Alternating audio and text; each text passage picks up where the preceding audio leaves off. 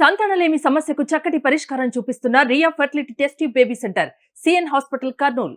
భారతీయ జనతా పార్టీ వచ్చి బస్సులు కాల్చేసింది. భారతీయ జనతా పార్టీ కార్యకర్తలు వచ్చి బస్సులు కాల్చేశారని చెప్తా ఉన్నాడు. దీన్ని పూర్తిగా ఖండిస్తా ఉన్నా. భారతీయ జనతా పార్టీ కార్యకర్తలకు బస్సులు కాల్చే అలవాట్లు కానీ, గొడవలు చేసే అలవాట్లు కానీ, ఏదైనా కూల్చే అలవాట్లు లేనిటువంటి పార్టీ మాది. నిర్మాణాత్మకంగా ఆలోచన చేస్తాం.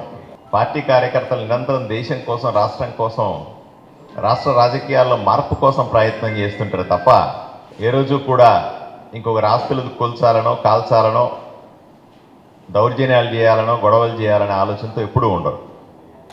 ఈ విషయం ప్రభాకర్ రెడ్డి గారు అర్థం చేసుకోవాలి. భారతీయ జనతా పార్టీని, అనుబంధ సంస్థలని నోటికొచ్చినట్టు మాట్లాడుతూ ఉన్నాడు. జేసీ ప్రభాకర్ రెడ్డిని నేరుగా హెచ్చరిస్తా ఉన్నా. ఒళ్ళు దగ్గర పెట్టుకోవాలి, నోరు అదుపులో పెట్టుకోవాలి.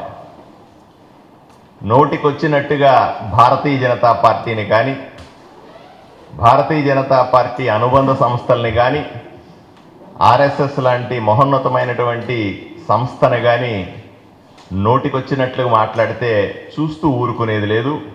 తగిన విధంగా బుద్ధి చెబుతామనే విషయం ఆయనకు అర్థం కావాలి. ఎక్కడో ఒక మూల కూర్చొని ఆడింది ఆట, పాడింది పాట అని ఆడెవరు సమాధానం చెప్పేవాళ్ళు లేరు కాబట్టి, ఏ చెట్టు లేనప్పుడు ఆనందం చెట్టే మహావృక్షం అన్నట్టుగా అక్కడ 2 కెమెరాలు పెట్టుకుని నోటికొచ్చినట్టు వాగుతుంటే చూస్తూ ఊరుకోవడానికి భారతీయ జనతా పార్టీ కార్యకర్తలు సిద్ధంగా లేరు. ఆ ఊర్లో మహిళలు కానీ, సమాజంలో మహిళల పట్ల గౌరవంతో ఉండాల్సిన అవసరం ఉంది. పార్టీ కార్యకర్తల పట్ల, పార్టీల పట్ల బాధ్యతతో వ్యవహరించాల్సిన అవసరం ఉంది. కెమెరా ముందుంది కదా అని నోటికొచ్చినట్టు మాట్లాడితే దాని పరిణామాలు చాలా తీవ్రంగా ఉంటాయని జేసీ ప్రభాకర్ రెడ్డిని హెచ్చరిస్తా ఉన్నాం. ఇప్పుడు జగన్మోహన్ రెడ్డి ఆయన 5 ఏళ్ళు తిట్టుకున్నారు. ఈరోజు మళ్ళీ వచ్చి జగన్మోహన్ రెడ్డి బెటర్ అంటున్నాడు. ఏ రకంగా బెటర్ చెప్పాలి కదా. ఆయన బస్సులు ఆపేశాడు, వీళ్ళు వచ్చి బస్సులు కాల్చారు అంటున్నారు. ఎవరు బస్సులు కాల్చారో ప్రభుత్వం విచారణ చేస్తుంది, పోలీసులు విచారణ చేస్తారు. మేము కూడా కోరుతా ఉన్నాం, బస్సులు కాల్చిన వాళ్ళని కఠినంగా శిక్షించాలని కోరుతా ఉన్నాం. బస్సుల్ని బీజేపీ కార్యకర్తలు కాల్చారు ఏం కలగన్నాడా? పోలీసు కేసు ఇవ్వడట, పోలీసులంటే గౌరవం లేదు, పోలీసు కేసు పెట్టడట, పోలీసుల్ని, ఎస్పీల్ని నోటుకొచ్చినట్టు మాట్లాడతాడు. ఈయన సభ్య సమాజంలో, ప్రజాస్వామ్యంలో ఉన్నాడా, ఇంకా ఆటవిక రాజ్యంలో ఉన్నాడా? ఏం మాట్లాడుతూ ఉన్నాడు ఈ మనిషి? ఇది సరైన పద్ధతి కాదు. ప్రజాస్వామ్యంలో వ్యవస్థలు ఉంటాయి, వ్యవస్థల మీద గౌరవం ఉండాలా, వ్యవస్థల్ని ముందు పెట్టి మంచి పరిపాలన చేయాలా. అంతేగాని నేను వ్యవస్థలను నమ్మను, పోలీసులు నమ్మను, గవర్నమెంట్ నమ్మను, ఈయన ఎక్కడి నుంచిన ఊడిపడ్డా, ఇది కూడా మంచిది కాదు. ప్రజాస్వామ్యంలో ప్రజాస్వామ్యబద్ధంగా నడుచుకోవాలని ఆయనకు హెచ్చరిస్తా ఉన్నాం, ఆయనకు సూచిస్తూ ఉన్నాం. టీడీపీ అధిష్టానాన్ని తీసుకెళ్ళడం అనేది మా అధ్యక్షురాలు, మా పార్టీ తప్పనిసరిగా చేస్తుంది. ఒక కూటమిలో ఉన్నటువంటి ఒక మున్సిపల్ చైర్మన్, మాజీ ఎమ్మెల్యే నోటికొచ్చినట్టుగా కూటమి కూటమి పార్టీని ఆయన మాట్లాడుతున్నది బీజేపీ గురించి మాట్లాడుతూ ఉన్నాడు. బీజేపీ గురించి మాట్లాడేటువంటి అర్హతలు ఏమున్నాయి ప్రభాకర్ రెడ్డి చెప్పండి? దేశంలోనే పెద్ద పార్టీ, ప్రపంచంలోనే పెద్ద పార్టీ. ఈయన మున్సిపల్ చైర్మన్ అయితే ఇట్లాంటి మున్సిపాలిటీ చైర్మన్లు భారతీయ జనతా పార్టీలో దేశమంతా కొన్ని 100 మంది ఉన్నారు. 100 మంది ఎమ్మెల్యేలు, ఎంపీలు ఉన్నటువంటి అత్యంత గౌరవం ఉన్నటువంటి పార్టీ భారతీయ జనతా పార్టీ. దాన్ని మాట్లాడే నైతిక హక్కు ఇతనికి ఏముంటుంది? దాంతోపాటుగా బీజేపీ ఆయన గుర్తు రావట్లేదట, ఆర్ఎస్ఎస్ అనే కానీ దాని అనుబంధ సంస్థలను గుర్తు రావట్లేదంట. ఇవన్నీ కూడా అహంకారపూరితమైనటివి. ఇంత అహంకారం రాజకీయాల్లో పనికిరాదు. ప్రజలు ఓటేసి గెలిపిస్తే వాళ్ళకు మణిగి ఉండాల. ప్రజలకు నిరంతరం సేవ చేసుకోవాలి. ఎప్పుడో నాకు నోరుంది కదా అని ఊరి మీద పడితే, నోరుంది కదా అని నోటుకొచ్చినట్టు మాట్లాడితే పరిస్థితులన్నీ ఒకే రకంగా ఉండవు కదా. ఇది మంచి పద్ధతి కాదు. ఒకప్పుడు నడిచింది కదా అని ఇప్పుడు కూడా అలాగే నడుస్తుంది అనుకోవడం మూర్ఖత్వం. ఇది రాచరికము కాదు, రౌడీ రాజ్యము కాదు.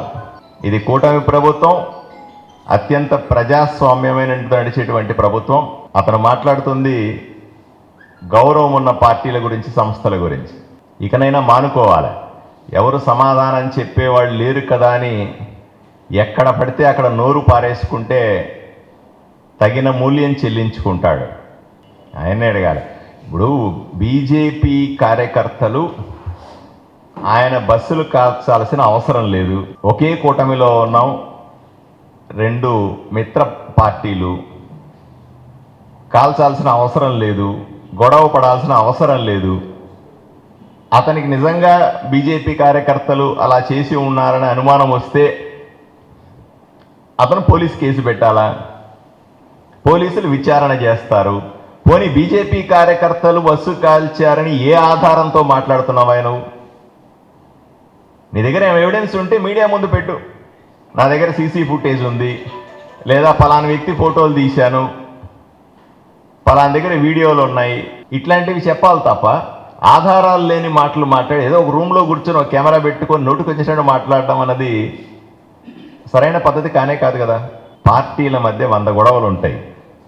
పార్టీల మధ్య గొడవల్ని ఇప్పుడు ఆయన ఒక పార్టీలో ఉన్నాడు, భారతీయ జనతా పార్టీ ఆయన సిద్ధాంతాలు వేరే, భారతీయ జనతా పార్టీ సిద్ధాంతాలు వేరే అయి ఉండవచ్చు. 2 పార్టీల మధ్య జరుగుతున్నటువంటి సైద్ధాంతిక విభేదాల్లో ఇంతకుముందు విమర్శించుకుని ఉండొచ్చు కూడా. అంతలో మాత్రాన పొత్తు వచ్చిన తర్వాత, ఒక కూటమి ఏర్పడిన తర్వాత, కూటమిలో అతిపెద్ద మెజారిటీతో గెలిచిన తర్వాత ఈరోజు ఆయన చేస్తున్న వ్యాఖ్యలు ప్రజాస్వామ్యబద్ధంగా లేవు. నోరు అదుపులో ఉండాలి. ఎవరికైనా సరే, ఒక రాజకీయ నాయకుడికైనా సరే మనల్ని చూసి 10 మంది రాజకీయ నాయకులు, 10 మంది పౌరులు మెచ్చుకునే విధంగా ఉండాలి. అలా కాకుండా బరిదెగించినట్టుగా రౌడీలు, గూండాలు వాడే భాష మాట్లాడతా ప్రజానాయకులుగా ఎట్లా చలామణి అవుతారు? ఇది ప్రజాస్వామ్యంలో ఒప్పుకోం, ఎట్టి పరిస్థితుల్లో ఒప్పుకోం. భారతీయ జనతా పార్టీ ఇటువంటి పదజాలం వాడడం, ఇటువంటి దూషణలు చేయడం, ఈ రకంగా వ్యవహారం చేయడాన్ని ఒప్పుకోదు. 2 పార్టీల మధ్య విభేదాలున్న సర్వసాధారణం.